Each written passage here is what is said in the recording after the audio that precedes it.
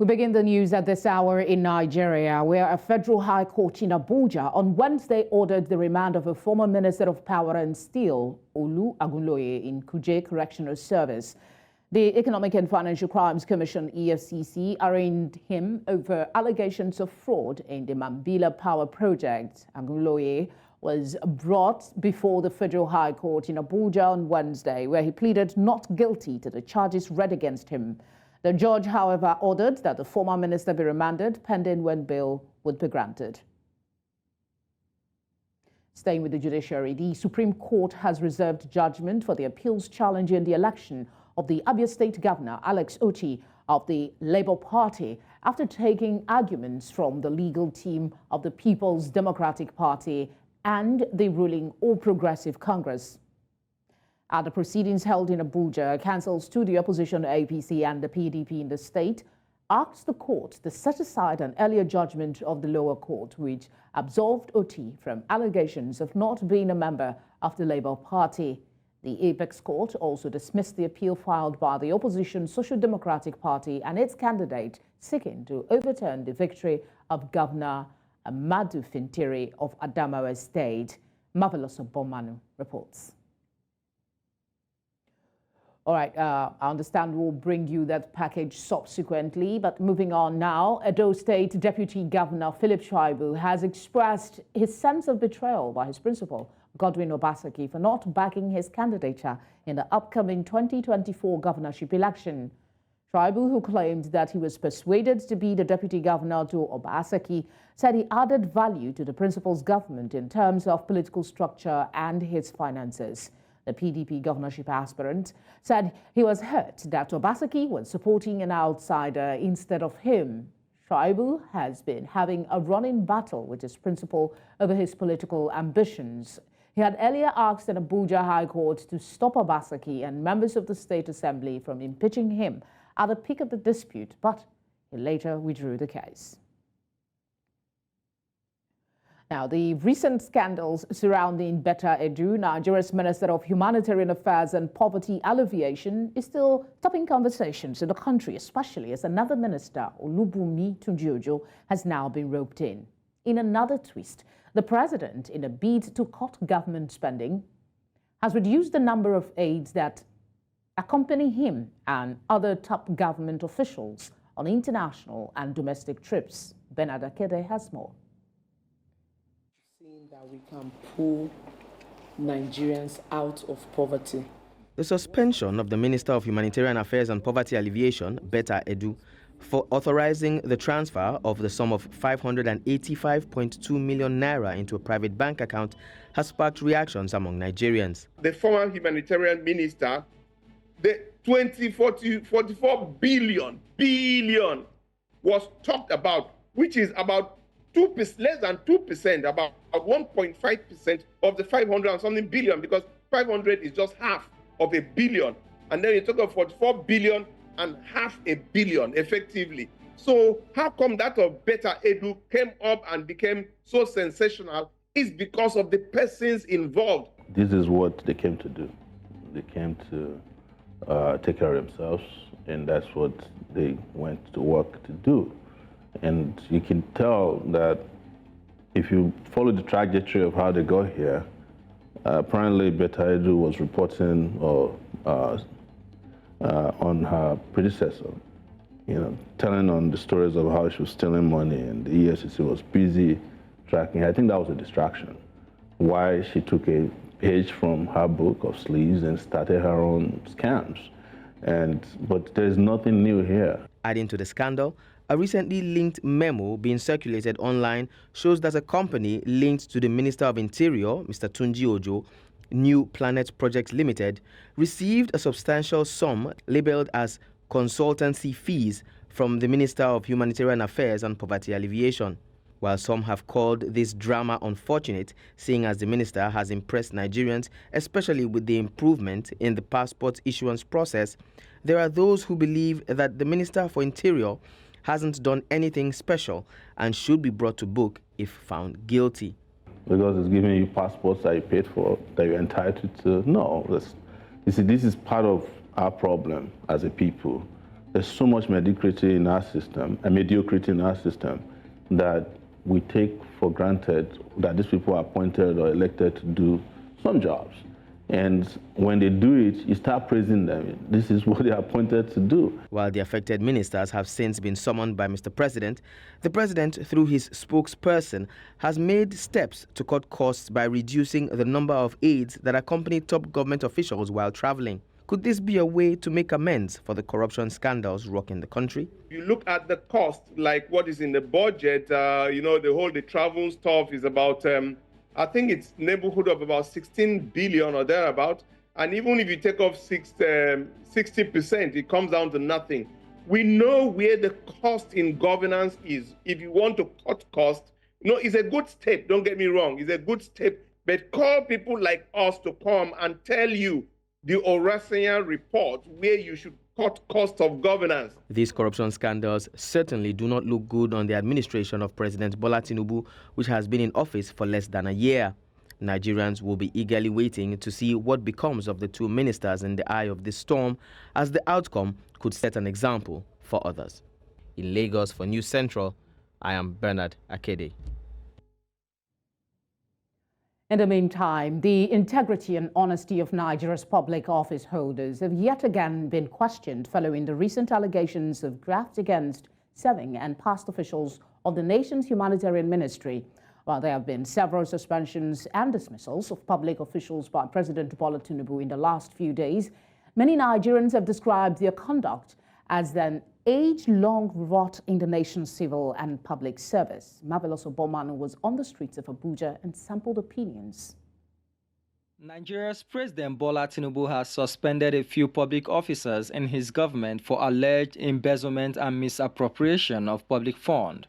The air around the suspensions, according to many, have yet again revealed the rot in the nation's civil and public service and the need for a tough stance against official graft. The ordinary Nigerian feels the presence of government, rates its performance through the activities of civil servants. Thus, the effectiveness or otherwise of the government to a large extent is determined by the civil service. Now, many Nigerians are saying that this institution has been enmeshed by corrupt and dishonest officers. A lot is going on in Nigerian civil service. Ghost workers, pardon, a lot of things. Most of them are covered by those who should expose them. As I speak to you right now, there are a lot of civil servants that are still in the employment of Nigeria that are outside the country doing whatever they want to do. Some of them went under the disguise of going there to study. They have found other greener pastures there and they will never come back again. And their salaries are still running in Nigeria. There's a rot that is deep-rooted in that particular system, and everybody needs to go out, and then new people needs to come back in. But however, we know that that is impossible. So what do? We need to set in place stringent consequence measures.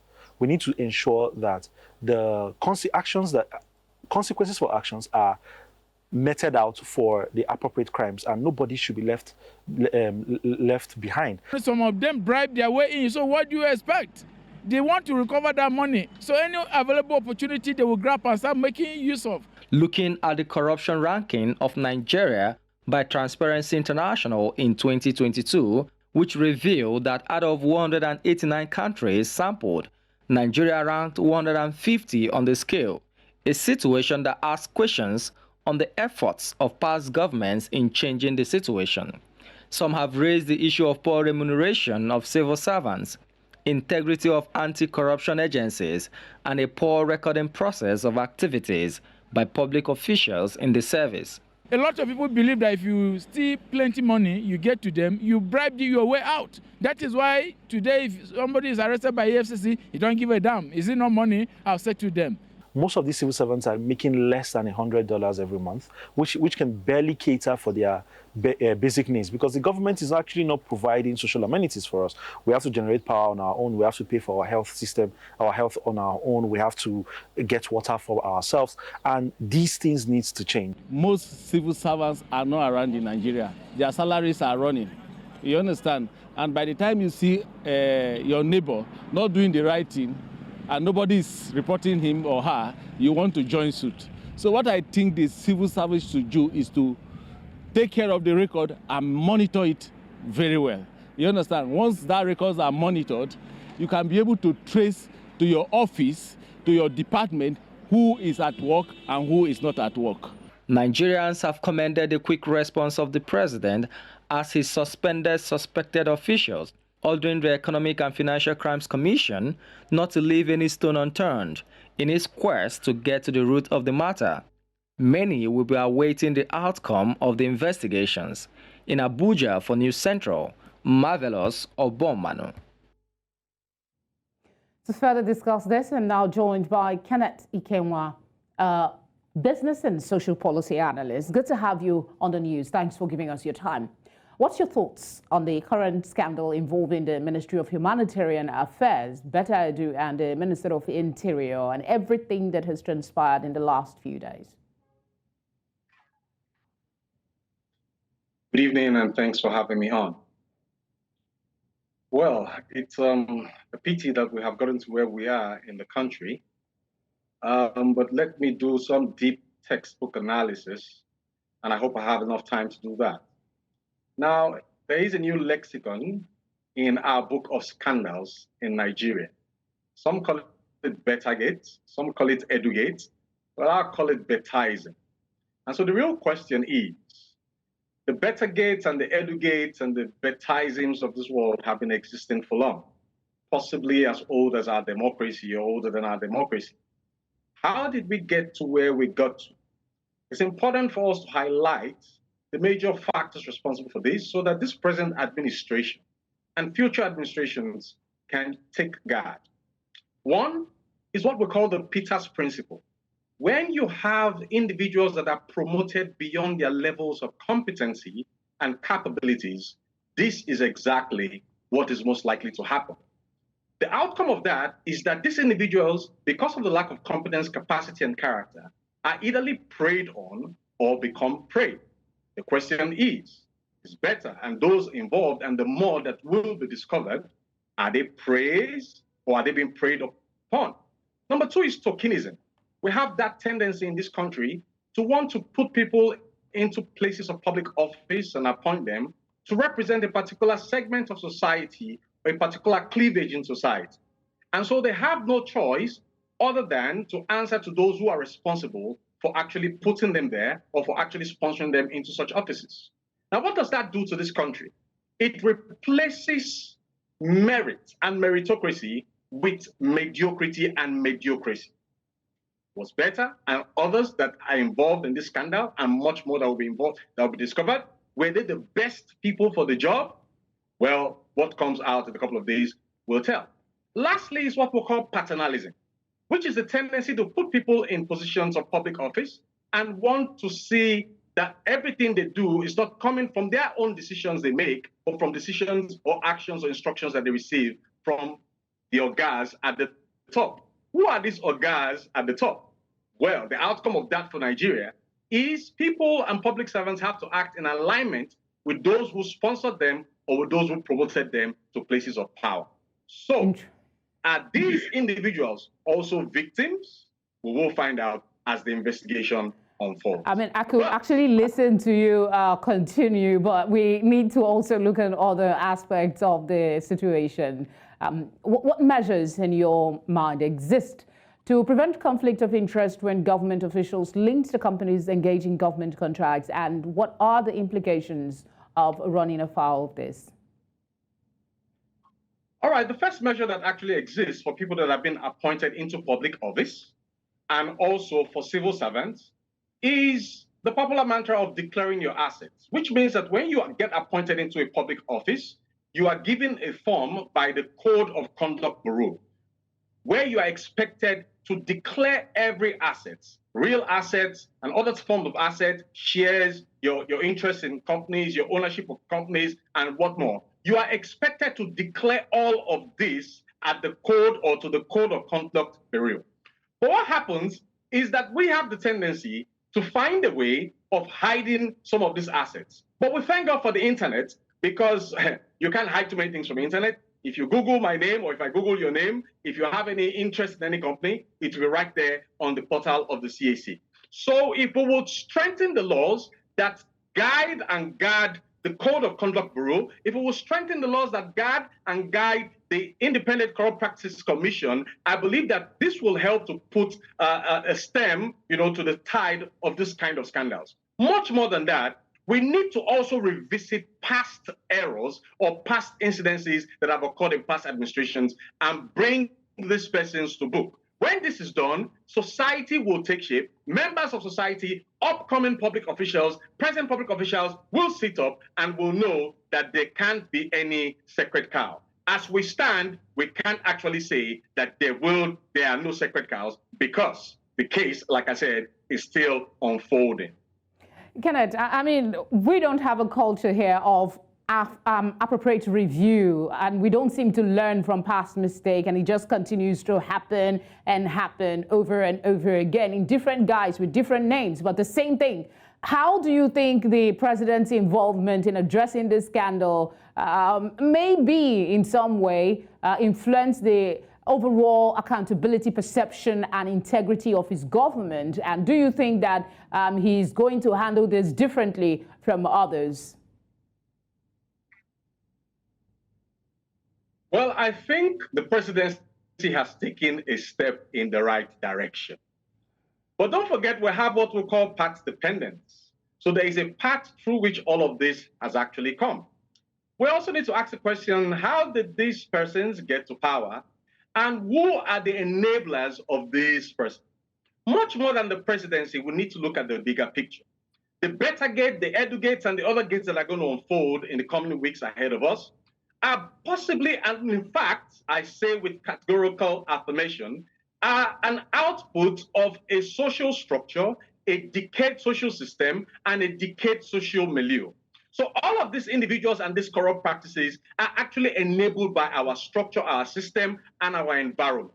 So we need to have a new orientation in Nigeria with respect to issues like this. And most importantly, we need what I call LBE, which is what? Leadership, or leading by example. So the presidency must not just be seen to be calling out, individuals involved in scandals like this. The presidency and everybody on deck must be seen to be living. I think my question leans more, Kenneth, I think my question leans more towards the sense of transparency and accountability that this government is exuding. I'm asking you, are you getting the impression that this presidency will provide, I think I should use that, provide the right leadership, as it seems to be doing, like you said, with the way it's handling this case?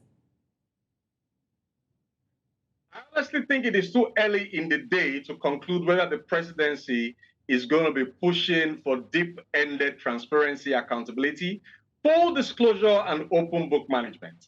I, in my personal capacity as a citizen, just think that I would say that this case is one-off, it's an outlier, and maybe the president should please forgive me for also saying that I think that this one is just one case for scoring a cheap public relations point.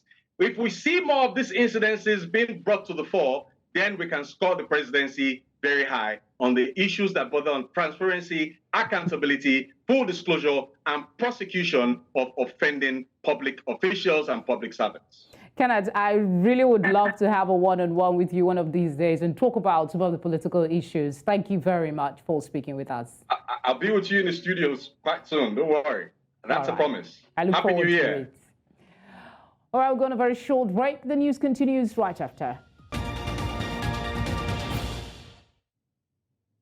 Thank you for staying with us. Earlier, we brought you the news that the Supreme Court has reserved judgment for the appeals challenge in the election of the Abia State Governor, Alex Otti, of the Labour Party. We have that package now from my colleague, Marvelous Oberman.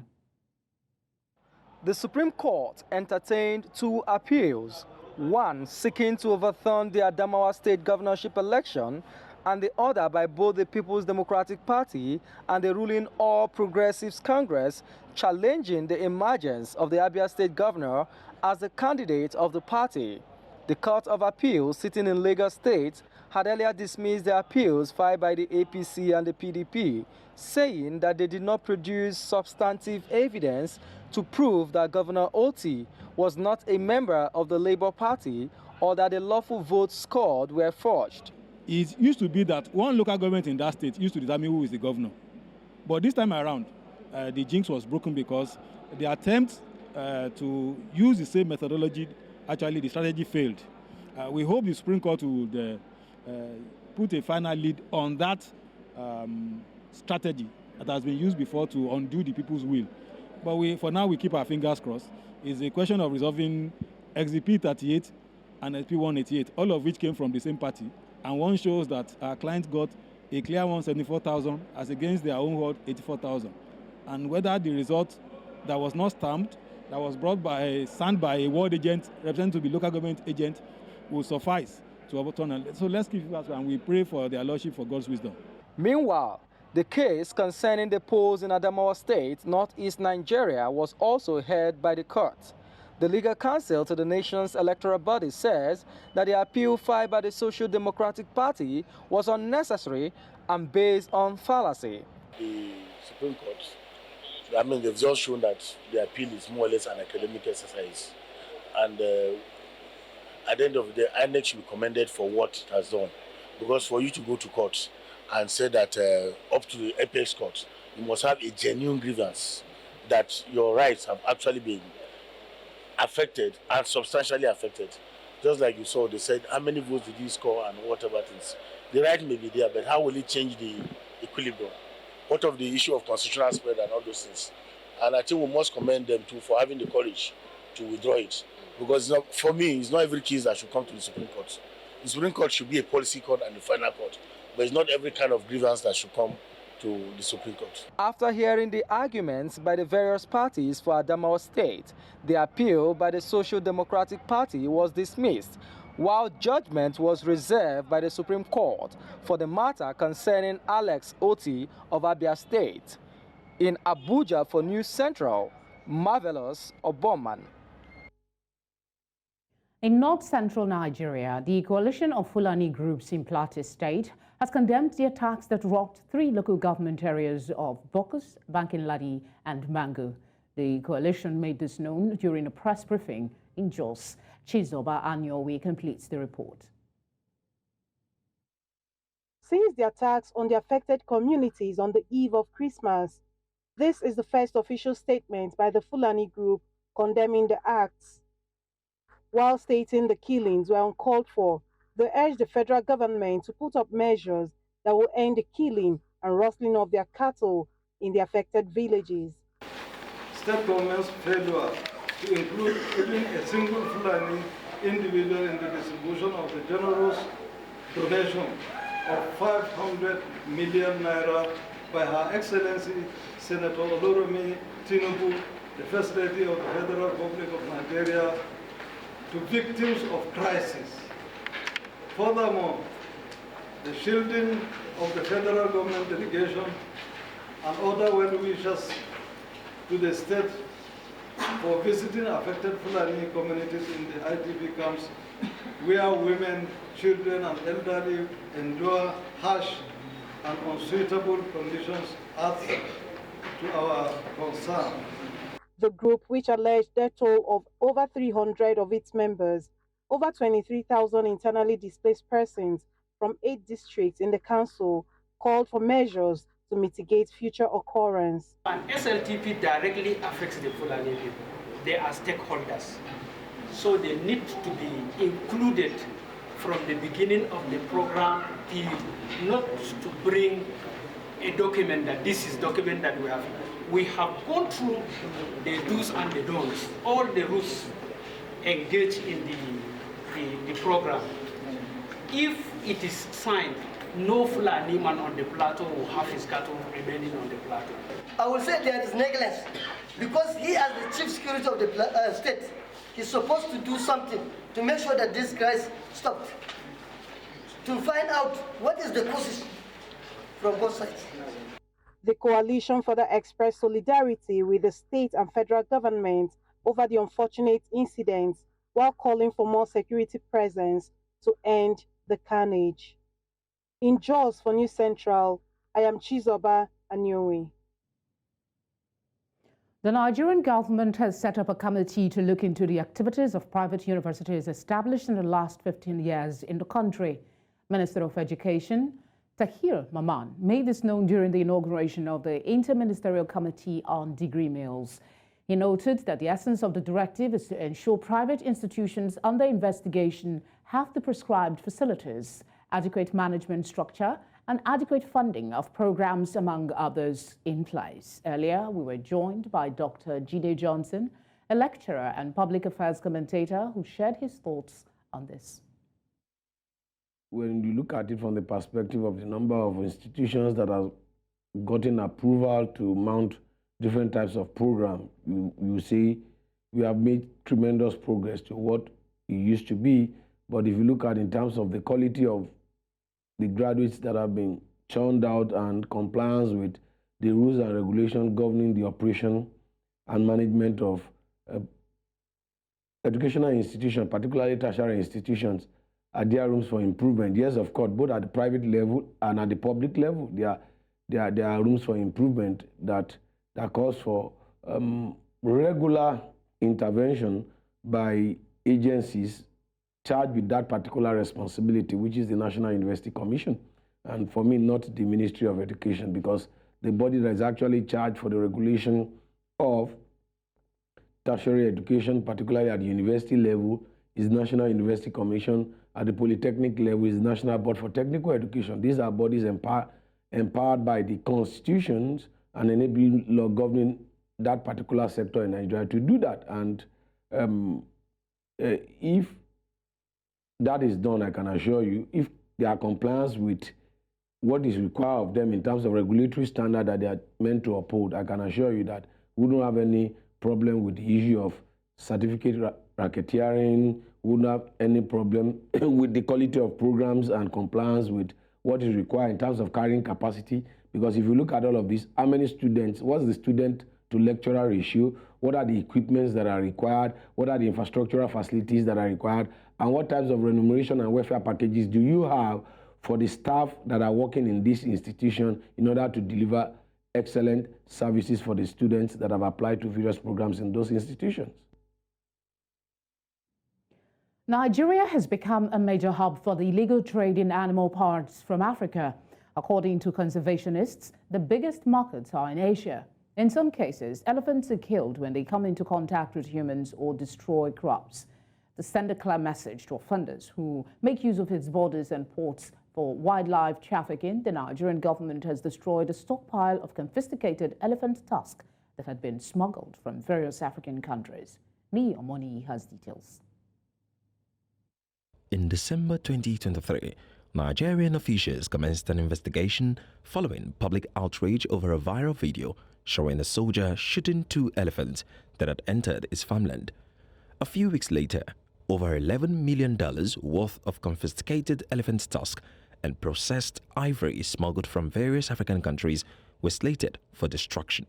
We know this ivory is of high economic value, but we opted to destroy it so that we send a very strong signal to those engaged in this illicit trade. We must do all our best to protect our animal population. We are trying to review our regulations to make these offenses more punitive.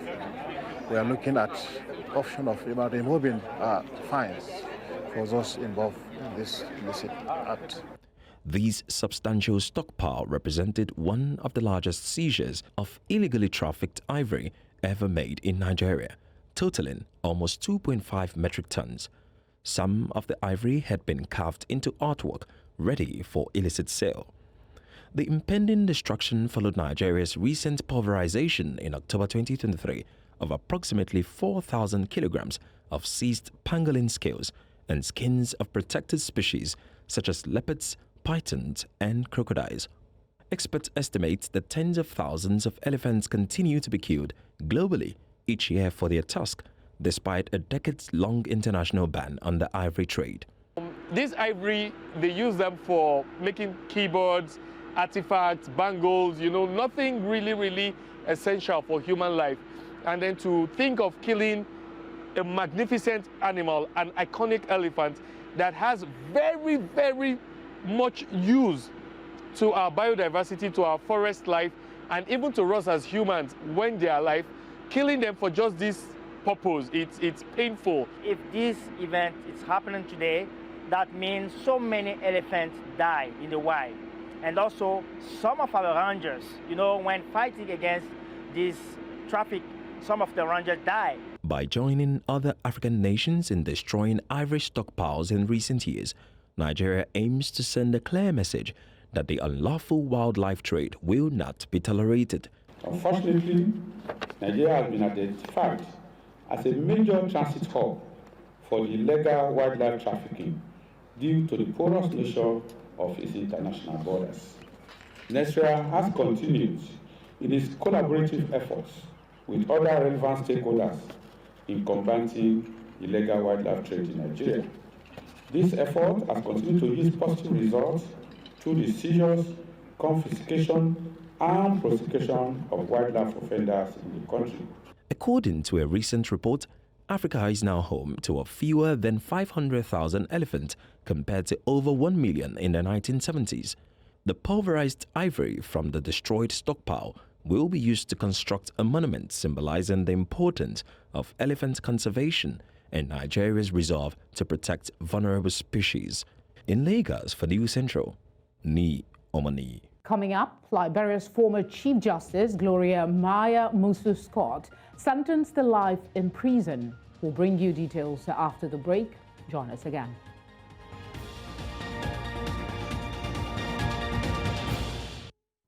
Thank you for staying with us. News Central now continues in West Africa, where Liberia's former Chief Justice and Justice Minister Gloria Maya Musu Scott has been sentenced to life in prison for the murder of her niece, Chaloy Musu.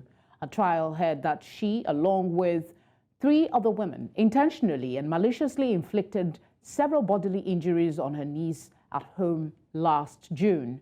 The former Chief Justice denied the charge, saying the 29-year-old had been killed by an assassin who had entered her home in the capital, Monrovia. It marks the fall from grace of one of Liberia's most famous judges and politician, who prided herself as a champion of women's rights. Musu Scott, who is 70, is now in jail, hoping to overturn the ruling on appeal. In East Africa, Somalia's president says his Eritrean counterpart has declared support for Somalia's sovereignty amid tensions with Ethiopia over a controversial sea access deal. Eritrean leader Isaias Afwerki voiced this stance in a meeting with Somali President Hassan Mohamud during a 2-day visit to the Eritrean capital, Asmara. Tensions were sparked at the beginning of last week after Ethiopia signed a deal with the self-declared Republic of Somaliland. The agreement would give Ethiopia commercial and military access to a port in the breakaway region. Somalia called the deal an act of aggression. It considers Somaliland a part of its territory and has vowed to defend its sovereignty. UK Prime Minister Rishi Sunak is facing a significant rebellion from Tory MPs over legislation to revive his plan to send some asylum seekers to Rwanda. Over 30 backbenchers on the right of the party are backing plans to change the bill next week to make it harder for people to appeal deportation. The amendments underline the scale of Tory division over the policy, which the PM has made a priority. Ministers insist the bill allows only a vanishingly small number of appeals. Those backing the amendments include former Tory leaders Ian Duncan Smith and a clutch of former cabinet ministers, including former Home Secretary Suella Braverman. In southern Africa, at least 3 community leaders in Mozambique have been killed and around 50 houses set on fire following a wave of misinformation about a cholera outbreak. Officials say most of the attacks had been led by the Naparamas, a militia group that is taking up arms against terrorists in the northern Cabo Delgado province. This week, a protest accused authorities of spreading cholera through medicine, resulting in the destruction of more than a dozen houses. Local sources say the Naparamas also destroyed a cholera treatment center. Officials have expressed concern that the Nabaramers may feel insecurity in Mozambique unless urgent measures are taken against them. Zambian authorities expect to receive 1 million cholera vaccine doses from the World Health Organization amid an outbreak that has killed 249 people since last October. Roma Chilengi, the health advisor to President Hakainde Hichilema, says the doses will be deployed to the most at-risk regions and are due to arrive by Saturday. Hichilema is expected to visit the main treatment center at the National Heroes Stadium to inspect response measures. The government has delayed the reopening of schools and rolled out further preventive measures in a bid to contain the outbreak. Let's head to the Rainbow Nation, where Johannesburg has held its annual Cannabis Expo, the largest of its kind in Africa, attracting experts, activists and enthusiasts from across the continent. As its popularity grows, so does the desire to understand how cannabis can revolutionize African healthcare. Bongani Sensiba gives us more. This exhibition has turned into a treasure trove of information and innovation. Exhibitors from all over the world have come together to showcase the largest advancement in cannabis research, cultivation techniques and products development. We realized back in 2018 we'd been looking at the cannabis market internationally and looking at what's happening, the opportunities in cannabis in Africa, certainly in South Africa and Sub-Saharan Africa, but on a continent as a whole. And we realized there was no annual meeting point for the cannabis industry, and there was no real showpiece for the cannabis industry, and that's why we launched the Cannabis Expo, and it's been so exciting. Launched it in 2018, it's grown and grown and grown year on year, and we're excited to hopefully be taking it to other countries in Africa as well. Experts say that CBD oils have shown tremendous potential in treating a wide range of conditions, including inflammation, sleeping disorders, and even seizures. Ensuring quality is vital to maximize its therapeutic benefits and ensure consumer safety. Those who have used it say cannabis has become their lifeline, providing hope and healing when conventional treatments have failed. CBD is more of a medicine, it's more of the medicinal part of the cannabis plant, and it helped me in terms of being able to relax, because I had a problem with anxiety and I had a lot of thoughts, and it helped me just in the process of being able to regulate my sleeping patterns up until they got to a normal state. Some African countries have started embracing cannabis as a medical resource. From Lesotho, South Africa, and Zimbabwe, governments are implementing stringent regulations to ensure quality control and patient safety, while creating opportunities for economic growth and job creation. We are at the early phases of the cannabis taking off as an industry. So us as a research institute, we're still trying to understand the dynamics of the various plants, pests and pathogens of cannabis. Cannabis strains are known for their diverse chemical composition and unique medicinal properties. Researchers are also delving deeper into harnessing their full potential, unlocking new treatments and possibilities for patients across the continent and beyond. As African countries stand united in this medical revolution, many are hopeful that the healing herb will shine bright on the horizon. In Johannesburg, Bongani Sensiba, reporting for News Central.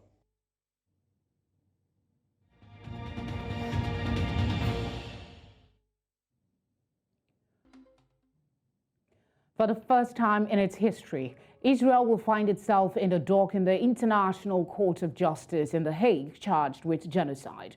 Although the notion that Israel is committing genocide in the Gaza war, intentionally murdering Palestinian civilians, may appear ridiculous to some, the allegations seem to be extremely serious, and even an interim ruling against Israel could have a significant impact on Israel's international status and global reputation.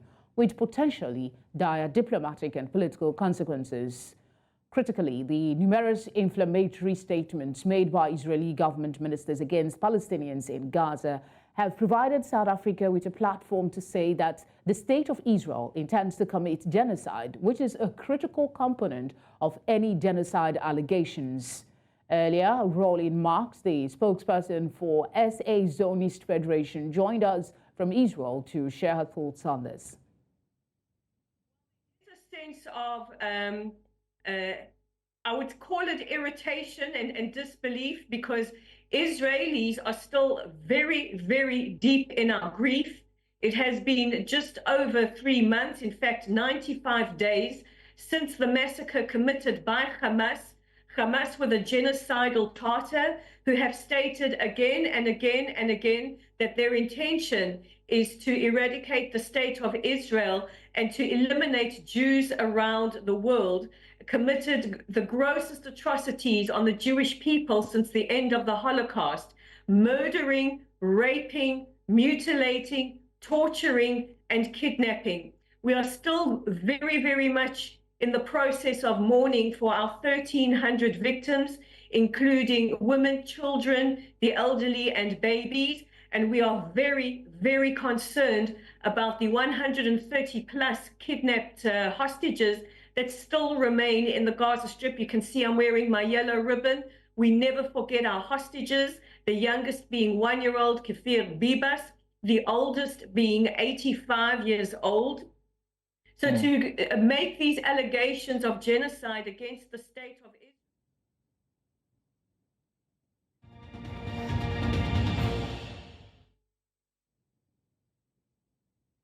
Ghana's inflation rate cooled for the 5th straight month in December, raising hopes that the central bank will consider easing monetary policy for the first time since 2021.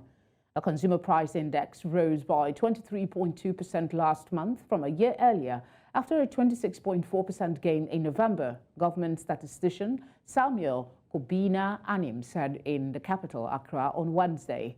The cocoa, gold, and oil-producing country is facing its worst economic crisis in a generation and is in talks with bilateral and commercial creditors to restructure its debt. Kenya surpassed Nigeria as Africa's top destination for startup funding in 2023, attracting $800 million compared to Nigeria's $410 million. The Big Four countries dominated funding, receiving around 75% of the total raised in 2023. During an interview on the Business Edge show, Shehu Daniel, CEO of Alpha Gig Technologies, commented on how Kenya managed to secure 800 million naira in startup funding in 2023. This amount was twice as much as what Nigeria, traditionally known as Africa's startup leader, was able to raise for the year. We need to always understand that during an election year, things go south, and especially when there's a change in administration. So there's a lot of, investor, sentiments, everybody resentment. Everyone is trying to look out for, what the new administration would, bring into play to see how that can be of advantage to their investments. But on the flip side, Kenya also strategically, in the Kenya startup space, we could see a lot of diversification. So while Nigeria primarily, focused on fintech, Kenya, we saw strong growth in development in their e-commerce sector, logistics, agri-tech. Those were able to attract broader investor interests, as opposed to everyone just focusing highly on fintechs as well in Nigeria. And of course, the Kenya regulatory environment is more predictable. They are supportive compared to Nigeria. So that also boosted investor confidence.